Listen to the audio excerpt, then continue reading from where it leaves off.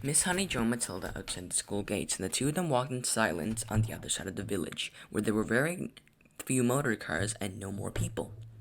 Now that they were alone, Matilda all of a sudden became wildly animated. It seemed as though a valve had burst inside her and a great gush of energy was being released. It was Miss Honey this and Miss Honey that, and Miss Honey, I do honestly feel I could move anything. I could topple chairs and tables, Miss Honey, even when people are sitting on the chairs, and I could think I could push them too, and bigger things too, much bigger things than chairs and tables, even houses. I only have to take a moment to get my eyes, and then I can push it out the strongness of anything, and, calm yourself down, child, calm yourself down. Let us not get ourselves too worked up in the proceedings. But you do think it's interesting, don't you, Miss Honey? Oh, it's interesting, all right. It's more than interesting. But we must tread along very carefully from now on, Matilda.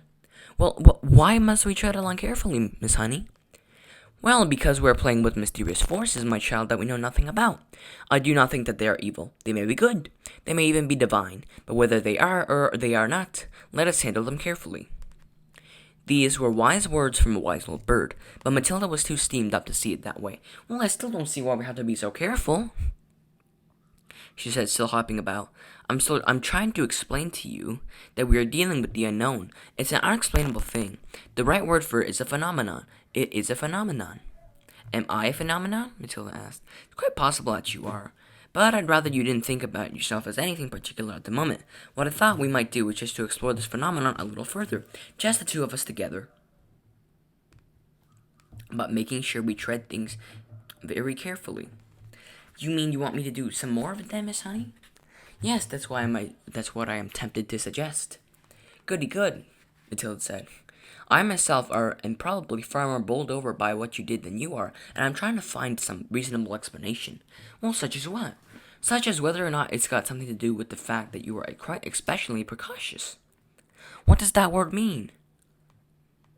A precocious child, Miss Honey said, is one that shows amazing intelligence early on. You are an unbelievably precocious child. Well, am I really? Matilda asked. Well, of course you are. You must be aware of that. Look at your reading. Look at your mathematics. Well, I suppose you're right. Miss Honey marveled at the child's lack of conceit and self-consciousness. The pair finally came to a gap in the hedge on the left-hand side of the road, where there was a 5-barred gate. This way, Miss Honey said, and she opened the gate and let Matilda through, and closed it again. They were now walking along a narrow lane that was no more than a rutted cart track.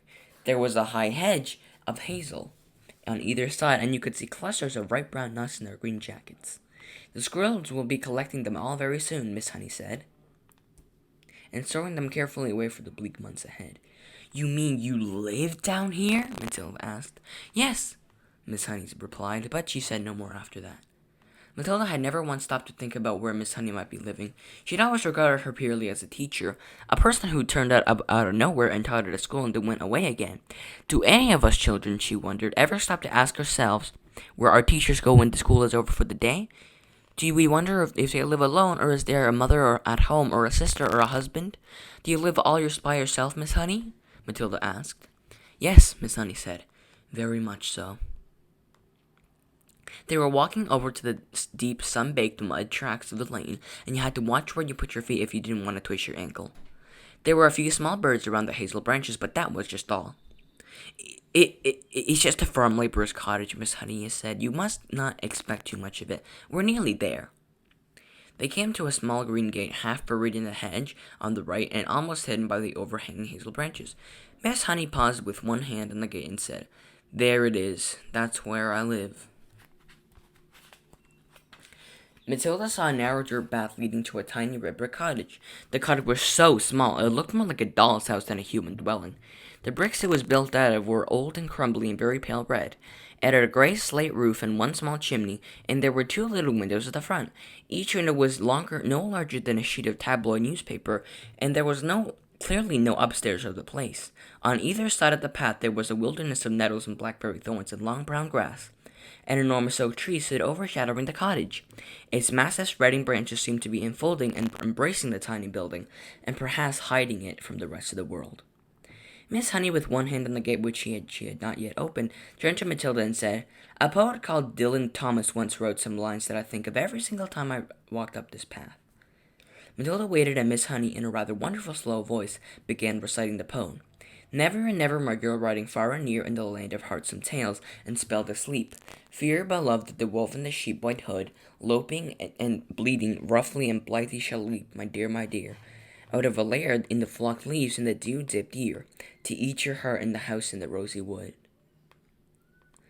There was a moment of silence, and Matilda, who had never before heard a great romantic poetry spoken aloud, was profoundly moved.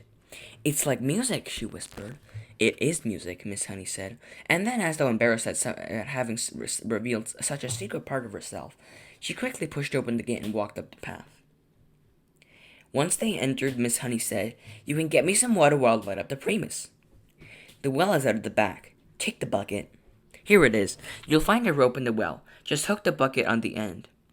Matilda, more bemused than ever now, took the bucket and carried it out to the back garden. The well had a little wooden roof over it and a simple winding of ice, and there was the rope dangling down into a dark bottomless hole. Matilda pulled up the rope and hooked the handle of the bucket on the end of it. Then she lowered it until she heard a splash and the rope went slack. She pulled it up again, and lo and behold, there was water in the bucket. "Is this enough?" she asked, carrying it in. "Just about enough. I don't suppose you've ever done that before." "Never. It's fun. How do you get enough water for your bath?" "Well, I don't take a bath, actually. I get a bucket full of water, and I heat it on this little stove in a strip and wash myself all over." "Do you honestly do that?" Matilda asked. "Of course I do. Every poor person in England used to wash that way until not so very long ago. And they didn't have a Primus. They had to heat the water over the fire on the hearth." "Are you poor, Miss Honey?" "Yes, very. It's a good little stove, though, isn't it?" The Primus was roaring away with powerful blue flame, and already the water in the saucepan was beginning to bubble. Miss Honey got a teapot from the cupboard and put some tea leaves into it. She also found half a small loaf of brown bread. She cut 2 thin slices, and then from a plastic container, she took some margarine and spread it on the bread. Margarine, Matilda thought. She must really be poor. "Here you go. I'm afraid I don't have any sugar. I never use it." "That's all right," Matilda said. In her wisdom, she seemed to be aware of the delicacy of the situation, and she was taking great care not to say anything to embarrass her companion. Matilda perched herself carefully on an upturned crate box in the sitting room. Well, that is, if you could call it a sitting room. It was more or less the size of a good-sized clothes cupboard. At home, she would probably have been having buttered toast and strawberry jam and probably a piece of sponge cake to round it off. And yet this was somehow far more fun. This was a mystery here in this house, a great mystery. There was no doubt about that, and Matilda was longing to find out what it was. Miss Honey poured tea in and added a little milk to both cups. She appeared not to be in the least ill at ease, sitting on an upturned box in a bare room and drinking tea out of a mug that she had balanced on her knee. "You know, I've been thinking about very hard what you have done with that glass. It's a great power that you've been giving, my child, you know that." "Yes, Miss Honey, I do," Matilda said, chewing her bread and margarine. "So far as I know, nobody else in the history of the world has been able to compel an object to move without touching it or blowing it at all." "I'd love to try something very huge," Matilda said. "Well, what about distance? Would you always have to be close to the thing they were pushing?" "Well, I simply don't know, but it would very much be fun to find out."